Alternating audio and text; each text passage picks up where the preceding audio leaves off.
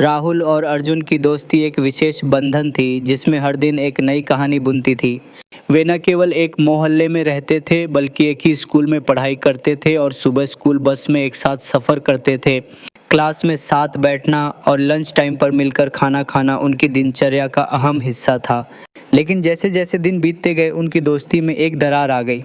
एक दिन lunch break में राहुल ने बिना पूछे अर्जुन की नई पेंसिल ले ली। यह बात अर्जुन को बहुत बुरी लगी और उसने तुरंत अपना गुस्सा राहुल पर निकाल दिया।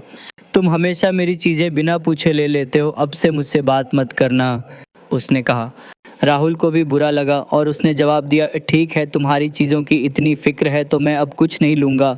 इस तरह से उनका झगड़ा और भी बढ़ गया। इसके बाद दोनों एक दूसरे से बात करने से कतराने लगे। स्कूल में और बाहर उनके खेल के दिन आते जाते रहे पर वे साथ नहीं थे। शिक्षिका ने उनकी दूरी को देखा और इस विषय में सोचना शुरू किया।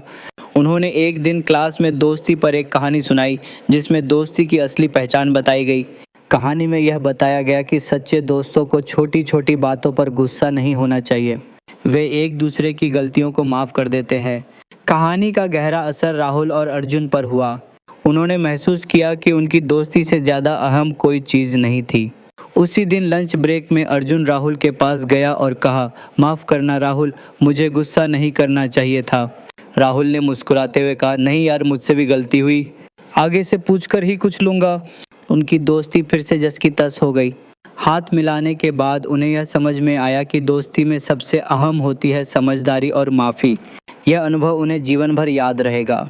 दोनों ने एक दूसरे से सीखा कि सच्ची दोस्ती की नींव समझ और विश्वसनीयता पर होती है और यही उनके बंधन को और भी मजबूत बनाता है।